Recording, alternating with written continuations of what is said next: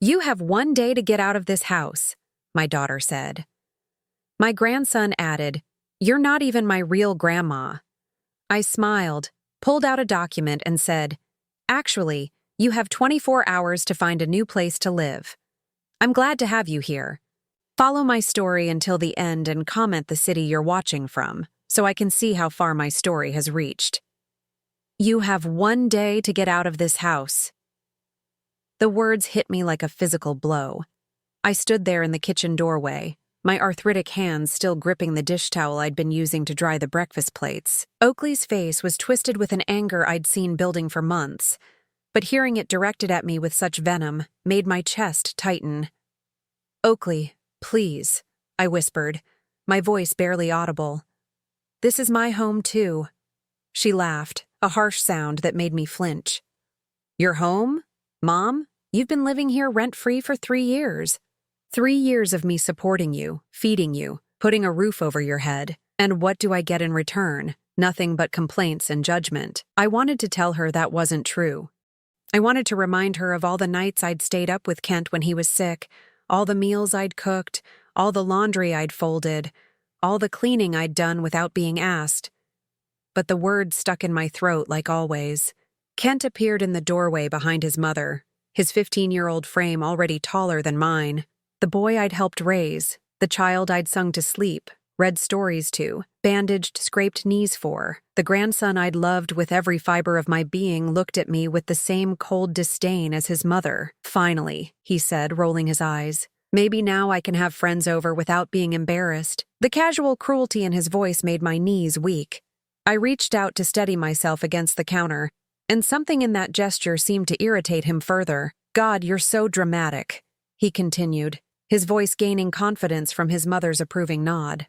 It's not like you're really my grandmother anyway. Real grandmothers don't live off their families like parasites. The word parasite echoed in my mind, bouncing around like a marble in an empty jar. I felt something inside me crack, not just my heart, but something deeper. My sense of self, my understanding of my place in this family, my belief that love could overcome anything. Oakley stepped closer, her eyes glittering with a satisfaction that made my stomach turn. You heard him, Mom. Even Kent sees it. You're not contributing anything here. You're just existing, taking up space.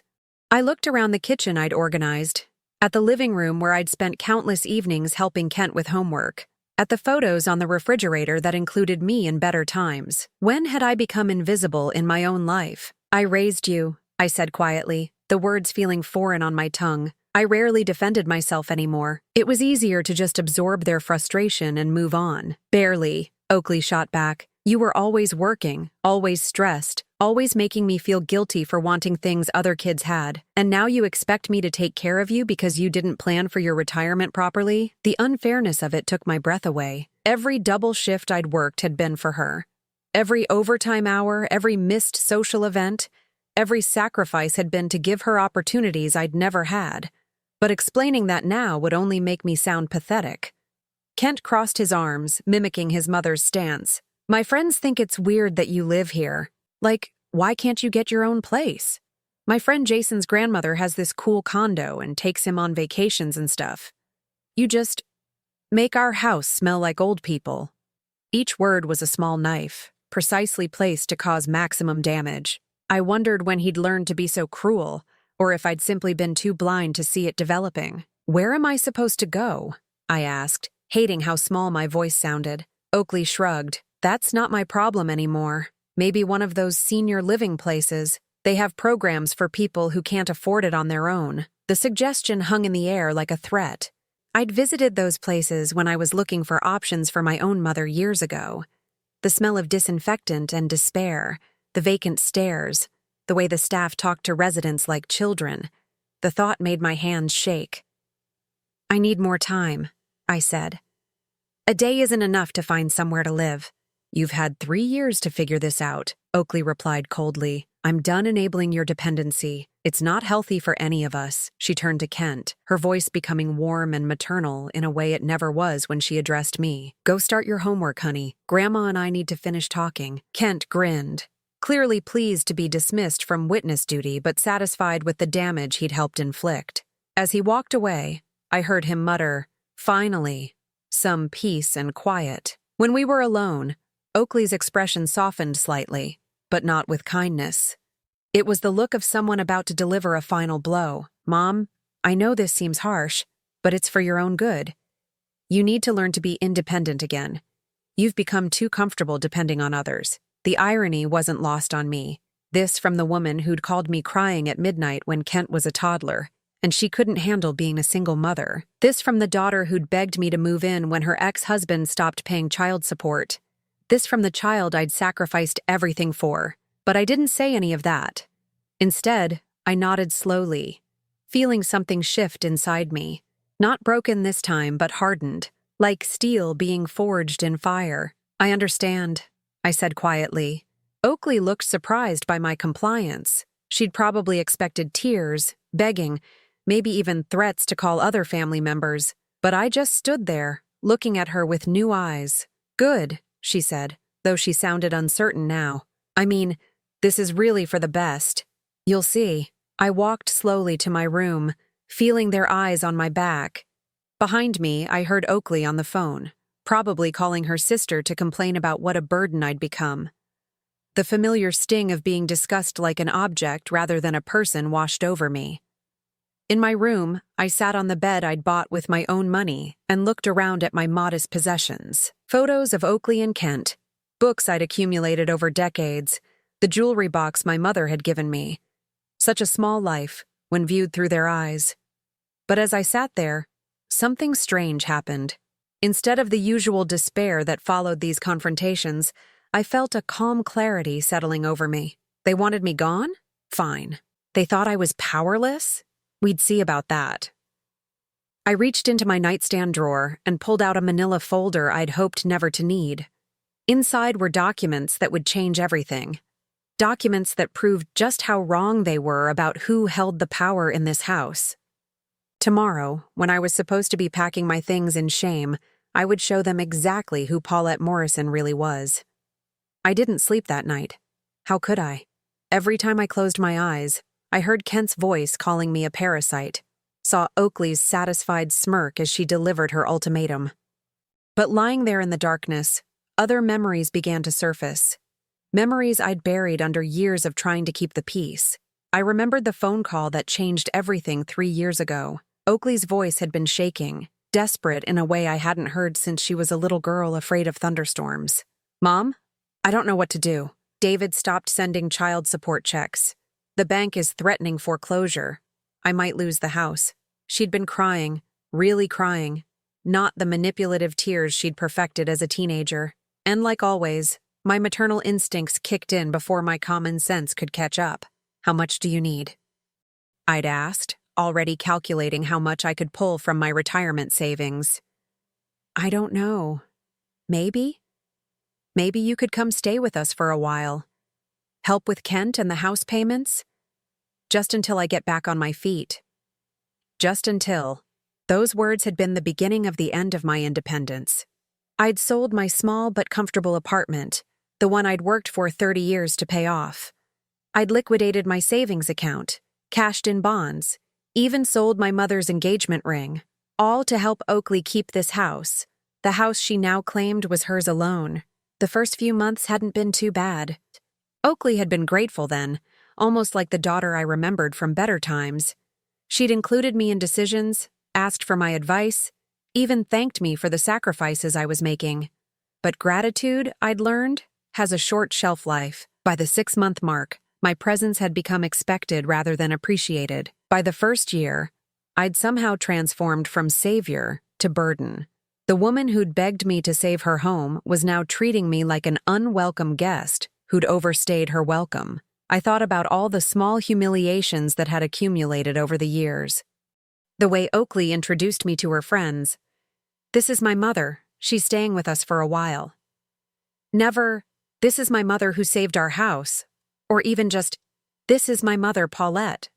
Always with that qualifier that made my presence sound temporary and slightly embarrassing. Then there were the house rules that gradually appeared. Don't use the good towels. Don't eat the expensive yogurt. Don't have the TV too loud. Don't invite anyone over without asking first. Don't rearrange the furniture. Don't.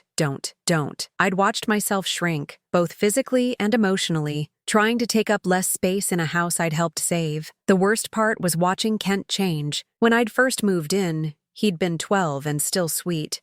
Still the little boy who'd climb into my lap for stories. But as he grew older and absorbed his mother's attitude toward me, he'd become a stranger. A cold, entitled stranger who saw me as an inconvenience. I remembered his 13th birthday party. I'd spent days planning it, buying decorations with my Social Security money, baking his favorite cake from scratch. But when his friends arrived, he'd asked me to stay in your room so my friends don't think you live here. The humiliation had been crushing, but I'd complied. I always complied. Or the time I'd offered to help him with his history project about family heritage. He'd looked at me like I'd suggested something disgusting. Why would I want to include you? You're not even really family. You're just mom's mom. Just mom's mom. As if our relationship existed only through Oakley. As if I had no independent value in his life. I'd stopped trying after that. Stopped offering help with homework. Stopped asking about his day, stopped attempting to connect with the grandson I'd once adored. It was easier than facing constant rejection, but the memories that hurt most were the ones from when Oakley was young. I'd been a single mother since she was 5, when her father decided that responsibility wasn't for him. I'd worked 2 jobs, sometimes 3, to give her the kind of childhood I'd never had. I remembered the Christmas when she was 8 and desperately wanted a bike. Not just any bike, but the pink one with streamers and a basket that all her friends had. I'd worked overtime at the diner for 2 months, saving every tip, skipping meals to afford it. Christmas morning, her face had lit up like the sun when she saw that bike under our pathetic little tree. She'd hugged me so tight I could barely breathe and whispered, "You're the best mom in the whole world." Where was that little girl now? When had gratitude curdled into entitlement? When had love become obligation? I thought about all the parent-teacher conferences I'd attended despite being exhausted from night shifts. All the soccer games I'd cheered at despite having to stand because I couldn't afford the chair rental fee. All the times I'd said yes when every practical instinct screamed no. When Oakley graduated high school, I'd given her my grandmother's pearl necklace, the only valuable thing I owned besides my engagement ring. It had been in our family for 3 generations. She'd worn it to prom, to graduation, to her wedding. But last year, when money was tight, she'd sold it without even telling me. I'd only found out when I was looking for something in her jewelry box and noticed it was gone. "Oh, that old thing," she'd said when I asked. "I sold it. The pearls weren't even real, Mom. I got it appraised." They had been real. My grandmother had sacrificed to buy them, just like I'd sacrificed to keep them in the family. But Oakley's casual dismissal had told me everything I needed to know about how she viewed our family history, our traditions, our connections. Now, sitting in the darkness of what they considered their house, I felt the weight of all those years pressing down on me. Every sacrifice dismissed, every gesture of love forgotten, every piece of myself I'd given away treated as worthless. But tomorrow, they would learn the truth. Tomorrow, they would discover that the woman they'd been treating like a charity case was actually the one holding all the cards. I pulled the manila folder closer and opened it by the light of my phone. Property deed, purchase agreement, bank statements, transfer documents. All the proof I needed that their comfortable life had been built on a foundation they knew nothing about. Let them sleep soundly tonight. Let them dream about their newfound freedom from the burden of supporting me. Because when morning came, they were going to wake up to a reality that would shatter everything they thought they knew. The powerless old woman they'd spent 3 years diminishing was about to remind them who really owned the ground they stood on. The morning sun streamed through my bedroom window as I heard Oakley moving around the kitchen, probably making her usual rushed breakfast before work. I'd been awake since 5. Sitting quietly with the manila folder in my lap, waiting for the right moment. I could hear Kent in the shower, getting ready for school. Normal sounds of a normal morning, except today would be anything but normal. My hands were steady as I walked to the kitchen. The arthritis that usually made my fingers ache seemed to have disappeared, replaced by a strange sense of purpose I hadn't felt in years. Oakley stood at the counter, scrolling through her phone while her coffee brewed. She looked up when I entered, her expression immediately shifting to that familiar mixture of impatience and annoyance. "Good, you're up," she said, not looking at me. "I hope you spent the night making arrangements. I meant what I said yesterday." "I know you did," I replied quietly, setting the folder on the kitchen island between us. She glanced at it with mild curiosity. "What's that? Your medical records? Because if you think showing me bills will make me feel guilty." "It's not medical records," I said, my voice calmer than I'd heard it in months. "It's something you need to see." Kent bounded into the kitchen, his hair still damp from the shower. He grabbed a piece of toast and started slathering it with peanut butter, completely ignoring my presence. The casual dismissal that had once hurt so deeply now felt almost laughable. "What time do you want me to call the moving truck?" Oakley asked, still not opening the folder. "Because I've got meetings all afternoon and I want this handled before." "Open it," I said, my voice cutting through her words like a blade. Something in my tone made both of them look at me, really look at me, perhaps for the first time in years. Kent paused mid-bite, his eyes darting between his mother and me. Oakley's laugh was nervous now. "Mom, what is this? Some kind of dramatic gesture? Because I don't have time for." "Open the folder, Oakley." She stared at me for a long moment, then reached for the manila folder with exaggerated irritation. "Fine. Let's get this over with." The first document she pulled out was the property deed. I watched her eyes scan the page, saw the moment when her brain processed what she was reading. Her face went pale, then flushed red, then pale again. She started, then stopped, reading it again. "This can't be right." "What is it?" Kent asked, moving closer to peer over her shoulder. Oakley's hands were shaking now as she flipped through the other documents. Bank transfer records showing my retirement money funding the down payment. Loan documents with my name as the primary borrower. Insurance papers listing me as the sole owner. "I don't understand," she whispered, but I could see in her eyes that she was beginning to. 3 years ago, when you called me crying about losing the house," I said, my voice steady and clear. "You weren't just asking me to help with payments. The bank had already started foreclosure proceedings. Your credit was destroyed. David's missed child support payments had left you months behind on everything." Kent was reading over her shoulder now, his expression shifting from confusion to something approaching fear. "The only way to save this house was for someone else to buy it outright," I continued. "Someone with good credit and enough cash for a down payment. So I bought it. All of it. The house, the land, everything." Oakley sank into a chair, still clutching the papers. "But you told me you were helping with the mortgage payments." "I was. I've been paying the mortgage on my own house for 3 years while you treated me like a burden you were graciously supporting." The silence in the kitchen was deafening. Kent's toast hung forgotten in his hand, peanut butter dripping onto the floor. "Why?" Oakley's voice was barely a whisper. "Why didn't you tell me?" "Because I thought it would hurt your pride. I thought if you knew the truth, you'd feel guilty, maybe even ashamed. I wanted you to feel secure in your own home, not like you were living in mine." I pulled out a chair and sat down across from her, feeling older than my 69 years, but somehow stronger too. "I put the deed in my name to protect both of us. If something happened to you, Kent would still have a home. If something happened to me, the house would go to you in my will. I thought I was being generous. I thought I was being a good mother." Oakley was crying now, but they weren't the manipulative tears I'd grown accustomed to. These were the tears of someone whose entire world had just shifted beneath their feet. "Mom, she started, but I held up my hand. "Let me finish," I said. "For 3 years, I've watched you treat me like a charity case, like a burden you were noble enough to carry. You've made me feel small and unwelcome and ashamed of needing help.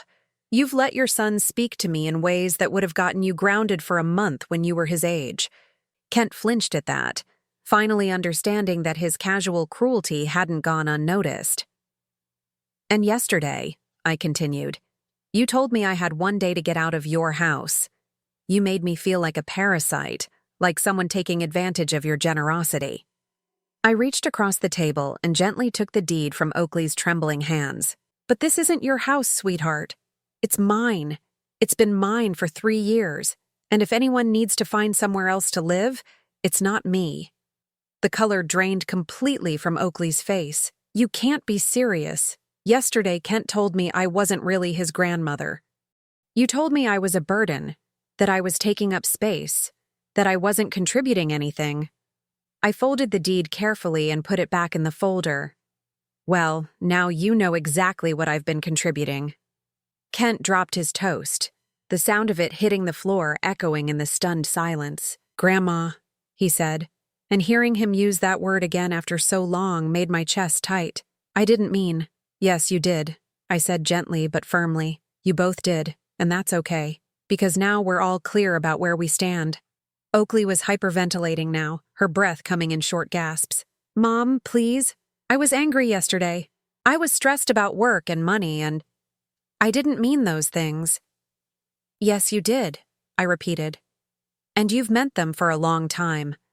This wasn't one bad day, Oakley. This has been building for 3 years. I stood up, feeling lighter than I had in months. Now, I believe someone mentioned something about having 24 hours to pack. Oakley's eyes went wide. You're kicking us out? Mom, we have nowhere to go. I'm sure you'll figure something out, I said, using the same dismissive tone she'd perfected over the years. You're both young and capable. Maybe one of those apartments downtown would suit you better. But Mom, Oakley started to stand, then seemed to remember she was holding onto the table for support and sat back down heavily. The sound of her body hitting the chair was the last thing I heard before she slumped forward, unconscious. Kent screamed. Oakley came to 5 minutes later, sprawled on the kitchen floor with Kent kneeling beside her, his face pale with panic. I'd calmly gotten a damp washcloth and was sitting in my chair, waiting. Mom, Kent was saying, patting her cheek frantically. Mom, wake up! When her eyes fluttered open, the first thing she saw was me sitting there, completely composed. For a moment, confusion clouded her face. Then reality crashed back like a wave. Oh God, she whispered, struggling to sit up. This is really happening. I handed her the washcloth. Drink some water.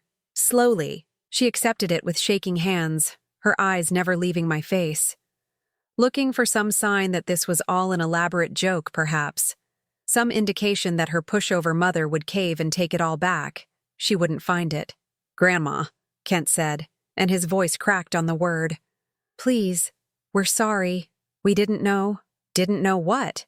I asked gently. That I'm a human being with feelings? That treating someone badly has consequences?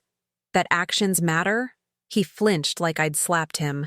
I was being stupid. I didn't mean those things I said. About me not being your real grandmother? About me being a parasite? About being embarrassed to have me in the house? I kept my voice level, but each word hit its mark. Which part didn't you mean, Kent? Tears started rolling down his cheeks. Real tears this time. Not the crocodile tears he'd learned from his mother. All of it. I mean, none of it. I was just being mean because your mother taught you it was acceptable to treat me that way. I finished for him. Because you've watched her dismiss me and diminish me for 3 years, and you learned that it was okay to do the same. Oakley had managed to pull herself into a chair, though she still looked like she might faint again. Mom, I know I haven't been.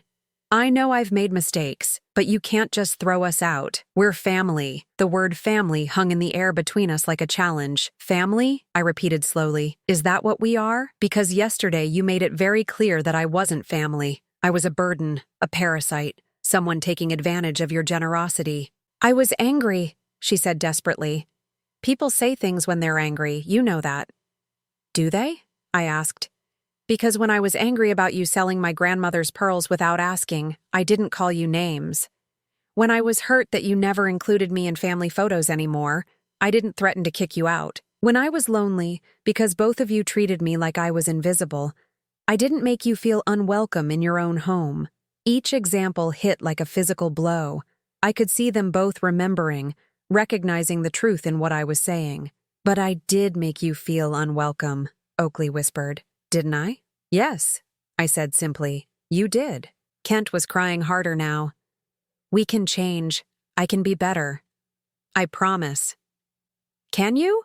I asked. Because this isn't the first time we've had this conversation. Every time I've tried to address how you both treat me, I get told I'm being oversensitive or dramatic.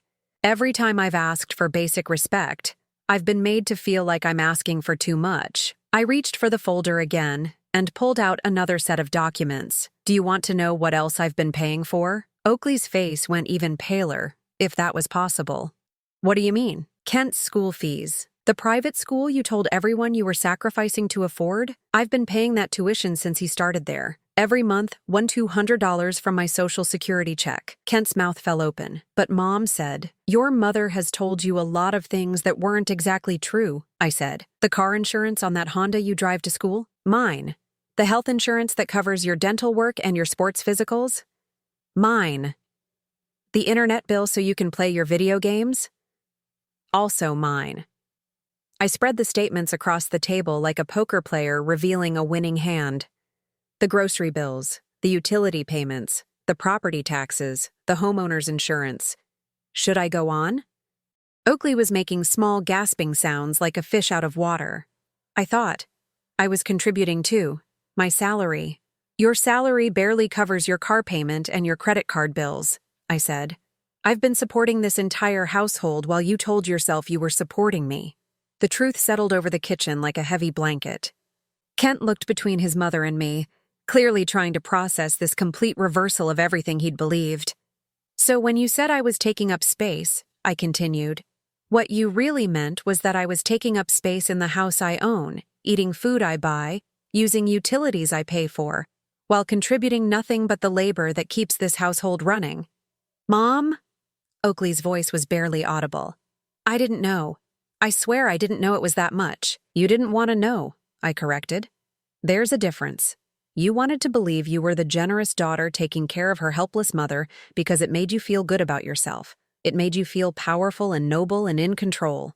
I stood up and walked to the window, looking out at the backyard I'd been maintaining for 3 years.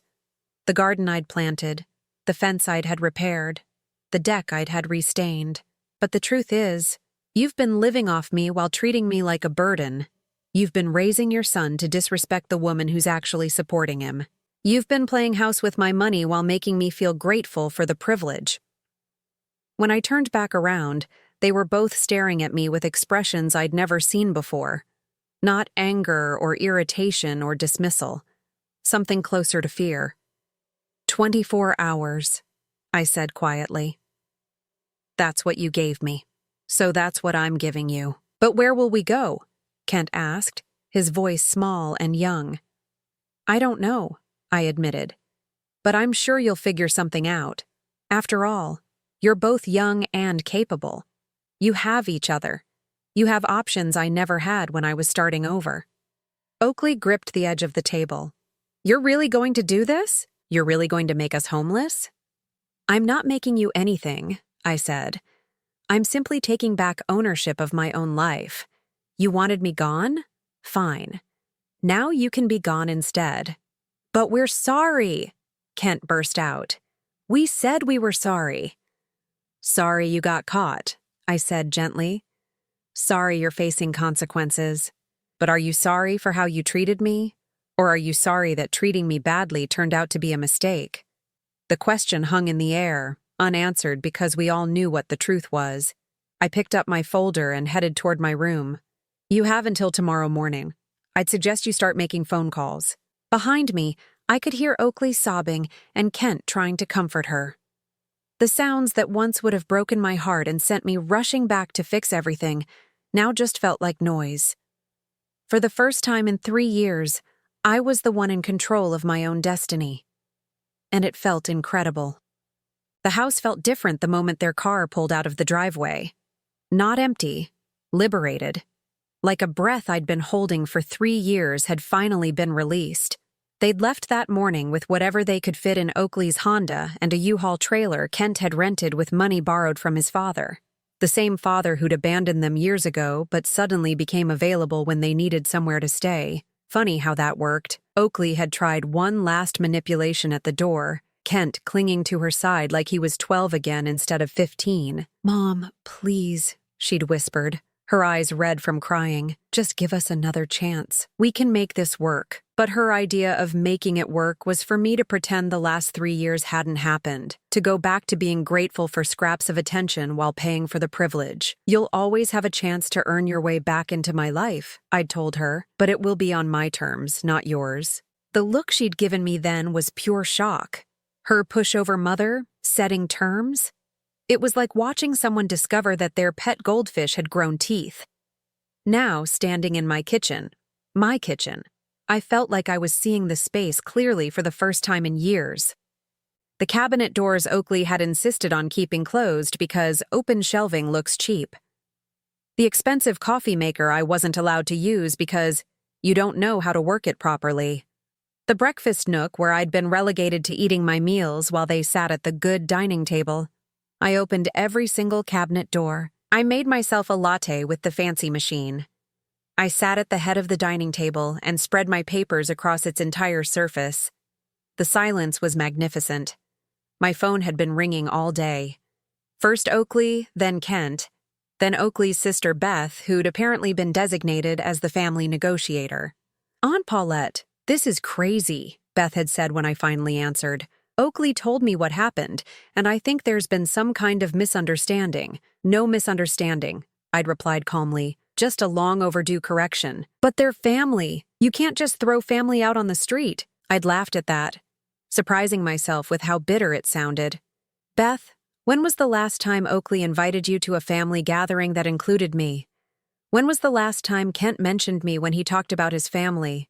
They made it very clear I wasn't family. I'm just honoring their decision." The conversations with other relatives followed the same pattern. Shock, attempted guilt-tripping, then awkward silence when they realized I wasn't budging. It occurred to me that none of them had called in 3 years to check on how I was doing living with Oakley.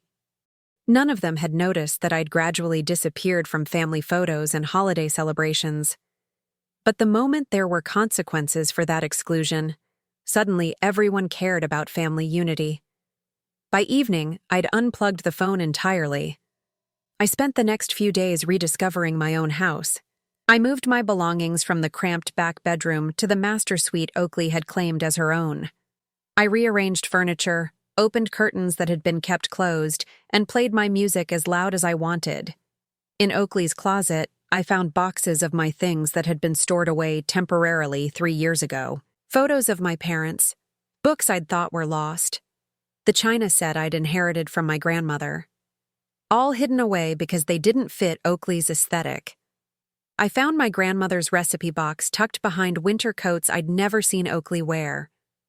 Inside were handwritten cards with instructions for Sunday dinners and holiday traditions that Oakley had declared too much work to continue. That weekend, I made my grandmother's pot roast, filled the house with the smell of herbs and slow-cooked vegetables. I set the dining table with the good china and cloth napkins. I lit candles and opened a bottle of wine I'd been saving for a special occasion. Then I called my neighbor, Mrs. Chen, who'd been politely distant for years because Oakley had made it clear that Mom's friends weren't welcome. "Paulette?" She'd sounded surprised to hear from me. "Is everything all right?" "Everything is perfect," I'd said. "Would you like to come for dinner? I'm making pot roast." That dinner was the first time I'd entertained in my own home since moving in.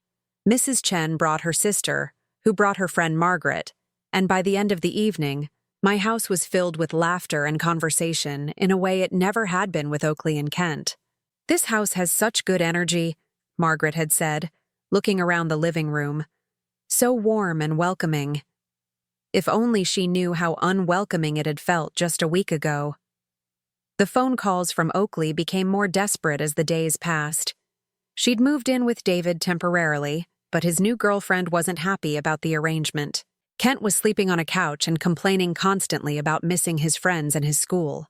"Mom, this is ridiculous," Oakley said during one late-night call. "You've made your point. We get it. We were wrong. Can't we just move past this?" "Move past it to what?" I'd asked. "Back to you treating me like hired help? Back to Kent acting like I'm an embarrassment? Back to me paying for everything while being made to feel like a burden? We'll be better," she'd promised. "Things will be different." "How?" The question had hung in the air for a long moment before she'd hung up. That's when I knew she still didn't understand. She thought this was about punishment, about teaching them a lesson they'd learn, and then everything would go back to normal. But this wasn't about punishment. This was about me finally understanding my own worth. I started making changes beyond just reclaiming my space. I switched Kent's school payments to a monthly transfer that would end if his grades dropped or if I received any reports of disrespectful behavior. I set up automatic payments for health insurance that could be canceled with 30 days' notice. I opened new credit cards in my name only and closed the joint accounts where Oakley had been an authorized user. Most importantly, I changed my will. For years, I'd planned to leave everything to Oakley and Kent. The house, my savings, my life insurance policy. They were my only family, after all. But family, I'd learned, was about more than blood. It was about respect, kindness, and mutual care. It was about valuing each other as human beings, not just as sources of convenience or obligation.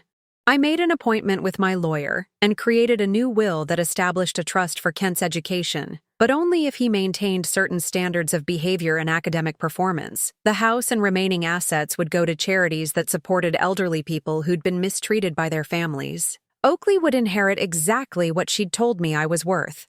Nothing.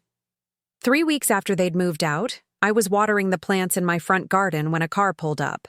Kent got out of the passenger side, looking older somehow, more serious. He approached slowly like he was afraid I might send him away. "Hi, Grandma," he said quietly. "Hello, Kent." I kept watering, not making it easy for him. "I wanted to apologize," he said, "for real this time. Not because I want something, but because what I said was wrong." I looked at him then, really looked. His clothes were wrinkled, his hair needed cutting, and there were dark circles under his eyes. "Are you apologizing because you understand why it was wrong, or because you don't like the consequences?" He thought about that for a moment. "Both, I guess. But mostly because I hurt you, and you didn't deserve it." It was the first genuinely mature thing I'd heard him say in years. "I miss you," he continued. "I miss living here, but I also just miss you. I miss talking to you and having you help me with stuff and eating your cooking." "What stuff did I help you with?" I asked, curious if he remembered. "Everything," he said, his voice getting thick. "Math homework and friend problems. And that time I was scared about starting high school. You always listened and never made me feel stupid. And how did you repay that?" He flinched. "By being a selfish brat who cared more about what his friends thought than about hurting someone who loved him." The honesty in his voice caught me off guard. This wasn't the manipulation I'd grown used to from Oakley.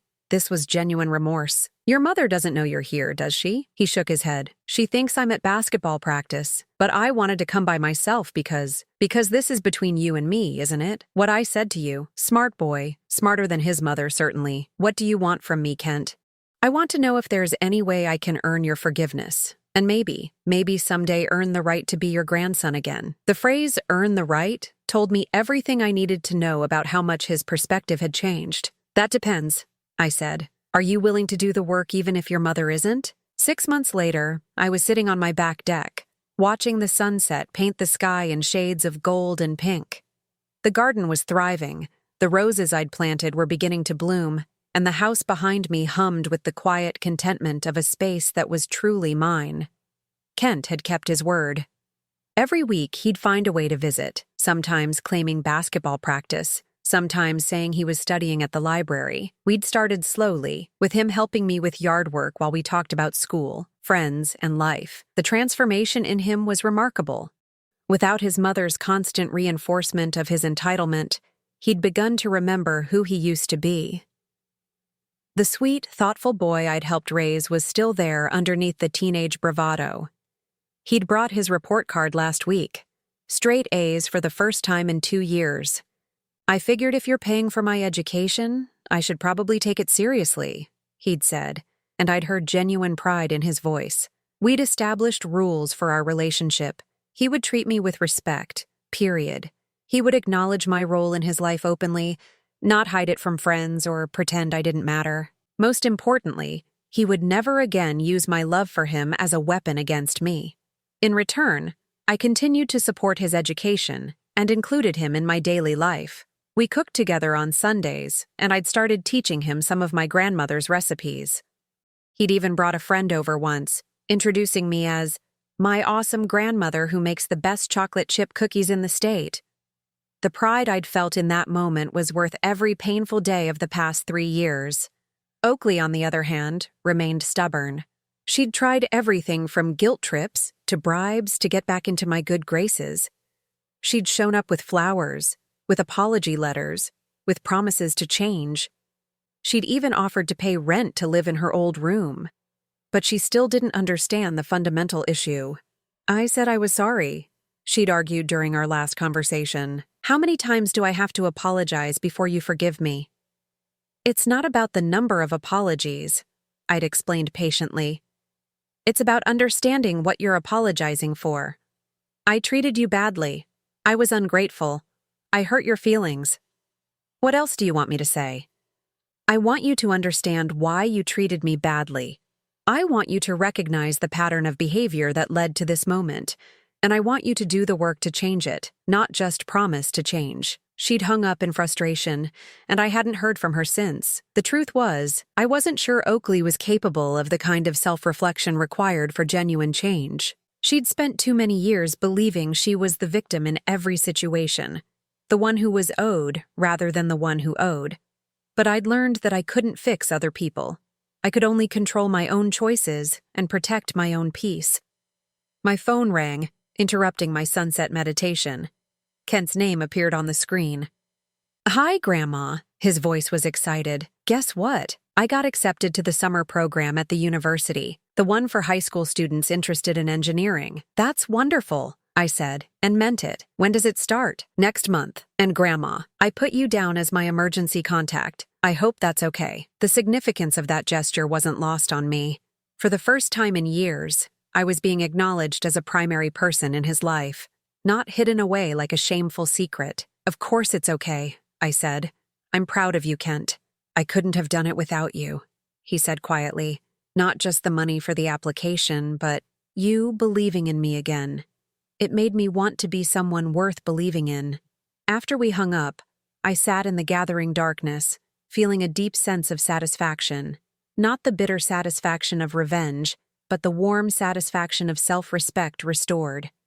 I thought about the woman I'd been 6 months ago, small, diminished, grateful for scraps of attention from people who treated me as an inconvenience. That woman felt like a stranger now. I'd spent so many years believing that love meant accepting whatever treatment people chose to give me.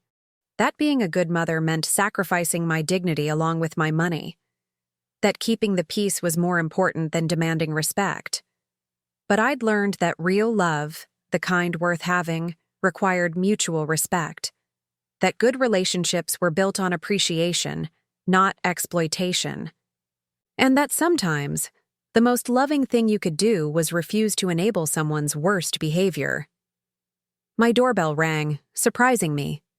It was late for visitors, and I wasn't expecting anyone. I opened the door to find Oakley standing on my porch, but she looked different. Smaller, somehow. Less put together than usual. Her hair was pulled back in a simple ponytail, and she wasn't wearing makeup. "Mom," she said quietly, "can we talk?" I studied her face, looking for signs of manipulation or desperation. Instead, I saw something I hadn't seen in years: humility. "All right," I said, stepping aside to let her in. We sat in my living room, now decorated with my own photos and furniture arranged the way I liked it. She looked around, taking in the changes. "It looks good," she said. "It looks like you." "Thank you." We sat in silence for a moment before she spoke again. "I've been seeing a therapist," she said. "Dr. Martinez. She specializes in family relationships." I raised an eyebrow. Oakley had always dismissed therapy as paying someone to tell you what you already know. "What made you decide to do that?" "Kent," she said simply. "He asked me why I was so angry all the time, why I said mean things to people I loved, and I realized I didn't have a good answer." She picked at a thread on her jeans, not meeting my eyes. "Dr. Martinez helped me understand some things about myself, about why I need to be in control all the time, why I get angry when people don't need me the way I think they should." "And what did you discover?"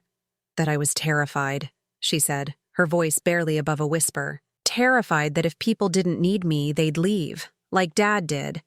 So I created situations where people had to depend on me, and then I resented them for it. It was the most honest thing she'd said to me in years. And with you, she continued, I couldn't stand that you were taking care of me instead of the other way around. It made me feel like a failure, like a little girl who couldn't handle her own life. So I convinced myself that you were the one who needed me. Even though you knew I was paying for everything? She nodded, tears starting to fall. I knew. Deep down, I knew. But I told myself stories about how you needed the structure, how living with us was good for you. I made myself believe that I was doing you a favor. Why are you telling me this now? Because Kent deserves better, she said. And because you deserved better. And because I want to be the kind of person who can admit when she's wrong and actually do something about it. I leaned back in my chair, studying my daughter's face. This wasn't the same woman who'd demanded I leave 6 months ago. This was someone who'd done genuine work on herself. What do you want from me, Oakley? Nothing, she said, and the word surprised me. I don't want anything from you. I just wanted you to know that I understand now. I understand what I did and why I did it. And I'm sorry. Really, truly sorry. And if I never forgive you, if this conversation doesn't change anything between us, she took a shaky breath, then at least you'll know that I finally see you. The real you. The woman who sacrificed everything for her daughter and got treated like garbage in return. The woman who loved her grandson unconditionally and was made to feel like that love was worthless. She stood up, wiping her eyes. Kent told me he's been visiting you. I'm glad. He needs you in his life, and you deserve to have someone appreciate you the way he's learning to. She headed toward the door, then paused. I know I don't have the right to ask for anything, but would you consider letting me earn my way back into your life? Not as someone you take care of, and not as someone who takes care of you. Just as your daughter who finally understands what that means? I looked at this woman who'd caused me so much pain, who'd made me feel small and worthless and unwanted. But I also saw the little girl who used to crawl into my bed during thunderstorms, who'd hugged me tight on Christmas morning, who'd once told me I was the best mom in the world. It would be a long process, I said finally, and it would have to be on my terms. I understand. You'd have to prove that this isn't just temporary remorse, that you've genuinely changed, not just learned what I want to hear. I understand that too. And you'd have to accept that our relationship will never go back to the way it was. I'm not the same person who would accept disrespect to keep the peace. She nodded. I wouldn't want it to go back. That relationship was toxic for both of us. I walked her to the door, feeling lighter than I had in months. Not because I'd decided to forgive her, but because I finally had a choice. Real power in determining the terms of my own relationships. Call me next week, I said. We'll see how it goes. After she left, I returned to my deck and looked up at the stars beginning to appear in the darkening sky. For the first time in years, I felt genuinely hopeful about the future. I'd learned that respect wasn't something you could demand, but it was something you could require. That love without respect was just manipulation with prettier packaging, and that sometimes the most courageous thing you could do was value yourself enough to walk away from people who didn't. Whether Oakley would do the work to earn her place back in my life remained to be seen. But either way, I'd be fine. I had a home I loved, friends who valued me, a grandson who was learning to be a good man, and most importantly, I had myself back. At 69 years old, I'd finally learned that the only person whose approval I really needed was my own. And for the first time in years, I had it. Now I'm curious about you who listened to my story. What would you do if you were in my place? Have you ever been through something similar? Comment below, and meanwhile, I'm leaving on the final screen 2 other stories that are channel favorites, and they will definitely surprise you. Thank you for watching until here.